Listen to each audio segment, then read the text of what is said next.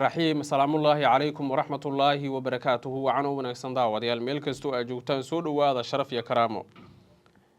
dhaqdhaqaaqyo ciidan oo inaba aan caadi ahayn oo iska soo horjeeda ayay kala bilaabeen ciidamo kala taabacsan beelaha Ciise iyo Samaroon waxaana laga cabsi qabaa in mar kale dagaal ay ka dhaceen tuulooyinka Gaarisa iyo Ashcado oo xuduuda ku yaala dhowrkii saac la soo dhaafay waxaa jiray dadaalo xoogan oo la rabay in xal loogu raadiyo xiisada labada dhinac si xiisada loo soo afjaro laakiin xogahan helayna waxay tilmaamayaan inay guul dareysteen dhammaan dadaaladii xalka loogu raadinayo amuurtaasi saraakiil sarsaro oo ka tirsan militariga Soomaaliland ayaa warbaahinta waxay u sheegeen inay qaadayaan tallaabooyin dheeraad ah oo ka dhana kuwa doonaya inay colaadda huriyaan isla markaana colaaddu ay sii socoto dadaal walba oo Soomaaliland ay rabtay in lagu soo afjaro colaadda beelaha Ciise iyo Samaroon ayaa guul dareystay wararkii ugu dambeeyay aan helayna waxay tilmaamayaan in ugaaska beelaha Ciise ugaas Mustafa Maxamed Ibrahim Wacays iyo suldaanka guud ee beelaha Samaroon Suldaan Cabdirashiid Doodi labadooduba ay diideen inay wada kulmaan si xaaladda iyo colaadda loo soo afjaro Soomaaliland ayaana la sheegay inay arrinkaasi si weyn uga carootay iyada oo tallaabooyin isxiixiga loo qaaday sidii colaaddaasi si degdeg ah loogu soo afjari lahaa dagaaladii ka dhacay Ashcado iyo Gaarisa ayaa la soo warinayaa in khasaare xoogan ay kala gaarsiiyeen dhinacyadii halkaas ku dagaalamay waxaana rag saraakiil ah oo aan la hadalnay ay inoo xaqiijiyeen in ay xaaladdu hadda marayso meel adag oo aan waxba laga qaban karin taasi oo ku tusinaysa in dhinacyadu tallaabooyinka ay qaadayaan ay xaaladda uga sii darayso xogta la helaya waxay tilmaamaysaa in xubno sarsaro oo ka tirsan maamulka aadan madoobe ay maamulka aandhehe Soomaaliland ay warbaahinta u sheegeen in ay qaadayaan tallaabooyin dheeraad ah kuwaas oo la sheegay in haddii sidan xaaladdu ay ku sii socoto dagaaladu ay faraha ka bixi doonaan inkastoo shirar nabadeed oo looga hadlayo sidii colaadda loo soo afjari lahaa dhowr jeer oo kala duwan ay ka dhaceen Gaarisa iyo tuulada Xariirad haddana Soomaaliland ayaa mar walba lagu eedeeyaa inay burburiso heshiisyada labada dhinac heshiisyadaasi dhowr jeer oo kala duwan ayaa la isku dayay in xal loo helo laakiin xal walba oo la rabo in xaajada lagu soo afjaro waxay noqdaan kuwa hal bacaad lagu lisay ah maadaama dhinacyadu tallaabooyinka ay qaadayaan ay noqonayaan kuwa xaaladda uga sii daraya geesta kale hub culus ayaa goordhow laga saaray magaalada Boorame ee xarunta gobolka Awdal hubkaasi waxaan ogaanay in loo daadgureeyay meelo fara badan oo ka mid ah isla gobolka Awdal aaga Saylac Lughaye Lowyacade Xariirad Jidhi Cabdiqaadir iyo deegaanada kale hoos yimaada ayaa rabtaa beesha Boorame degta ee Samaroon in ay halkaasi hubkaasi ku daadiso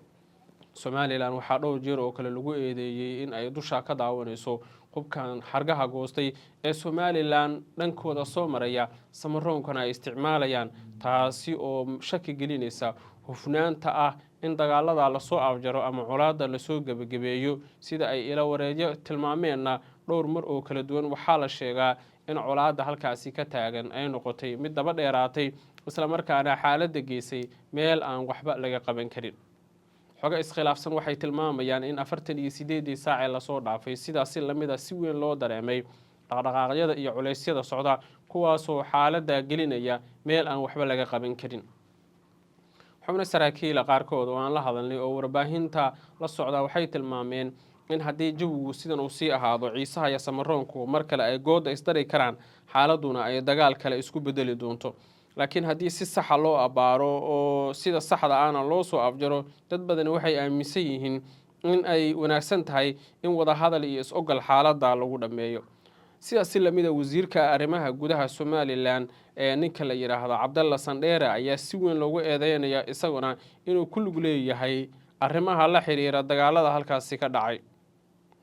waxay wararka iyo macluumaadku tilmaamayaan in dhowr jeer oo kala duwan oo xaaladda gaarsiiyay meel adag oo waxba laga qaban karin iyada oo rag saraakiil oo aan la hadalnay ay warbaahinta u sheegeen in Cabdalla Sandheere iyo rag saraakiil oo kale oo arrimaha la socdaahay ay si cad u sheegeen isla markaana ay banaanka keeneen in aysan u dul qaadan doonin yeelana doonin in ay xaaladdu sidan sii ahaato taasi oo dabcan ku tusinaysa in wixii dhacay iyo waxa soo socdaba Cabdalla Sandheere uu ku lug leeyahay maadaama wasaaradda arrimaha gudaha Soomaaliland uu hogaamiyo dhowr mar oo kala duwan lagu eedeeyay inuusan Cabdalle dhexdhexaad ka ahayn colaadda gaamurta ee u dhaxaysa beelahan walaalaha ah taasi oo dhowr jeer damcay in la soo gabagabeeyo laakiin is-ogol iyo heshiis la dhex dhigi lahaa beelaha waxaa la sheegaa in Somaliland ay iyadu hormuud u tahay burburinta heshiisyadaasi. markana ila daawada muuqaalka odayaasha beesha Ciisaha oo si adag uga hadlaya dagaalada halkaasi ka dhacay. Cabdalla Sandheere iyo maamulka Soomaaliya ragga u taliya in gacanta lagu soo dhigo weey inta sadanada Soomaaliland say u dhan tahay Itoobiya lagu wada caleema saaray hadalkii la filayay ee sanadii bardo doonaynay ee meeshu ka yimid aan doonaynay ee aan la ayn maanta ay ku dhawaaqdo Soomaaliland heeraha aflagaadeen mayno oo oran mayno boqol ogaas baad leedahay boqol kale oran mayno aflagaad waa dad fiican weey maamulka Soomaaliland baa xun ciisuhu de mataqaana waxa weey talaabo qaadi salaamu calaykum wa rahmatullahi wa barakaatuh soo dhawaaba waaragti fi soo dhawaada waxaan ka jawaabaynaa maanta hadal ka soo yeeray wasiirka arrimaha gudaha ee maamulka Soomaaliland ka soo dhawaaqay maanta ku yiri iyaan ka jawaabaynaa ninkaasi wuxuu ku gafay dhaqanka Ciisaha xeerka Ciisaha reerka Ciisuhu dilimaad ku soo qaaday waxa kamida ogaaska Ciisuhu waxa lagu caleema saaray Saylac Soomaaliland way joogtay marti sharaf Soomaali oo dhan waa u dhannayd yaa lagu caleema saaray 19 ogaas Saylac baa lagu caleema saaray xeerashay ku qoran tahay nadaabka in soo la geeyay ku qoran tahay waxa weey hadalkii la filayay ee sanadii bardo doonaynay ee meeshu ka yimid aan doonaynay ee aan la ayn ee Saylac ku dhigi maysiin xafladda Ciisaha ahayd maanta ay ku dhawaaqdo Soomaaliland maanta ku dhawaaqday waxay tiri xeerka Ciisuhu kuma dhigi kartiintii meesha ka timiday Ciisuhu raadinayay maanta sacadeey Cabdalla Sandheere iyo cadeeyay inta sadanada Soomaaliland say u dhan tahay Itoobiya lagu wada caleema saaray isaaq marka la yiraahdo habarwal garxajis ciida gale maxaa ku dhaayay arab si u dhan yihiin oo dhan waxa lagu caleema saaray Itoobiyana way degan yihiin ka gada bursiga waxa lagu caleema saaray jigjiga Itoobiyana uu deganaa ka Ciisuhu waxa lagu caleema saaray Soomaaliland Saylac baa lagu caleema saaray maanta waxa ka dhawaaqay Ciisaha ogaaskiisu Soomaaliland ma galo Itoobiya galaa yaa ka soo dhawaaqday in Cabdalla Sandheere leeyahay waa hadalkan raadinaynay in badan meesha ka timiday Saylac xafladda lagu dhigay maayada halka ka timiday Ciisuhu doonayay maanta hadda lagu dhawaaqay ragii ka dambeeyay ee Cabdalla Sandheere iyo Cabdiraxmaan Cirro ragii ka dambeeyay maanta iska soo baxeen maanta iyo iska soo baxeen Cabdalla Sandheere Ciisuhu wuxuu leeyahay dhaqan buu leeyahay xeer buu leeyahay shan baa ka dhaxaysa ogaaska ka dhaxeeya gurmadka ka dhaxeeya baryada ka dhaxaysa dhulka ka dhaxeeya Cabdalla Sandheere taad ku dhawaada wax Ciise ka maraya qadiyad danbaad ku soo duushay qadiyad ka danbaad ku soo duushay halkii aad maraysay waxa kalba gidaar joogsatidba waxa kalba odaan waxba hayn u yeedhidba kalba odaan aan waxba ka go'in waxaad u yeedhidba waxa damacsanay maanta cadaato oo iska soo hadashay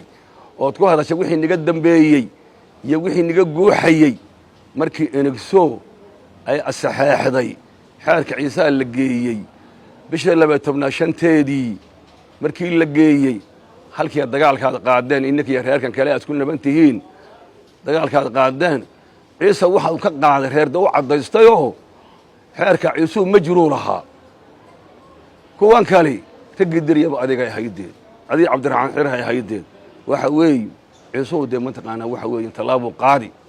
talaabo qaadi Cabdalla Sandheere meel Ciise jooga iman maayo aga soo saari maayo maanta dabadeed waxaan leenahay waxaan hawl gelinaynaa Ciise halkuu jooga waan hawl gelinaynaa Ciise halkuu joogaba haduu ogaaskii Ciisaha ba taabtay ee 24 milyan oo qof odag ninkii barisaanka oo hay ogaaska oo ahaa haduu mataqaana xasan Cabdalla Sandheere oo taabtay oo halkaas soo maray Ciise daa hawl gali ku doono hawl gali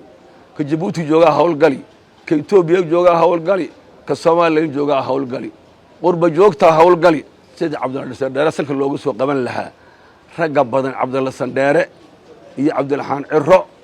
iyo boqor buur madow iyo odaga fashirmay mataqaana Faysal Cali Waraabe afartan nin oo beesha istaa ka dhalatay waa in gacanta lagu soo dhigo gacanta in lagu soo dhigo weey ciisuuna uu iswargay ciisu halkaa joogta ku dhaqaaq halkaa joogta jooga amaado halkaa doonta ka kaalay ku daba jooga ha soo galo ku Jabuuti jooga ha soo baxo ku Itoobiya joogana ha soo baxo Cabdalla Sandheere iyo maamulka Soomaaliya ragga u taliya in gacanta lagu soo dhigo weey ciise waa inuu iswargaliyo mar haddii ciise lagu soo duulay oo labadii reer ee isku sadkan ku soo duushay ciisana daaficiisa uu galay ragiisu uu leeyahay qaddidiisana uu leeyahay nin iska daaficana uu leeyahay Cabdalla Sandheere waxba ku meereysay Jabuuti iga dambaysi iyo Soomaaliya iga dambaysi iyo Turkiga adiga kula qadiyad waxaynu ka xoog weyn xageynaysa iga dambaysi iyo waxba ka xagan iska soo dhaadhac wixii aad damacday ee ciisu doonaya maanta oo helay وسكت دفاع الدعيسو ولي يقول لك ما قادم يصوه بقولال درس بولي تضبط درس ده درس بولي نكسر ودك يسوي لي يلا مقالة الدر والله بيراهو وقاس كدقني ولي يجيبوا الدقنا سير عملوا على مسار جري يصوه رساب يسكوا حرين يحي يصوهنا سداب يسكوا حرين يحي هيره الدفلة قاعدين ما ينو أوران ما ينو بقول إجاز بالليل بقول كلي أوران ما ينو أفلقوا وضد في عوي maamulka Soomaaliland baa xun maamulka Soomaaliland yaa xun waxa weey waxaad qarsanaysaa waad ka soo bixisay deed waxaad qarsanaysay adii Cabdiraxmaan cirq qarsanayseen waad ka soo cadaysteen reerahan kana dabada inaka ka wada reerahan kalena dabada inaka ka wada ciise waxaan leeyahay wixii aan doonayna waan helay maanta waan helay rag ka dambeeyay Cabdalla Sandheere Cabdiraxmaan cirq iyo madaxweyne saddexdaan baa ka dambeysay waxa dhibaato dhacday waxa weey ciise meeshu doona ha joogo ka soo dhaqaaqo Cabdiraxmaan Sandheere si sanka gacanta loogu soo dhigi lahaa ciise ha soo dhaqaaqo assalaamu calaykum wa rahmatullahi wa barakaatuh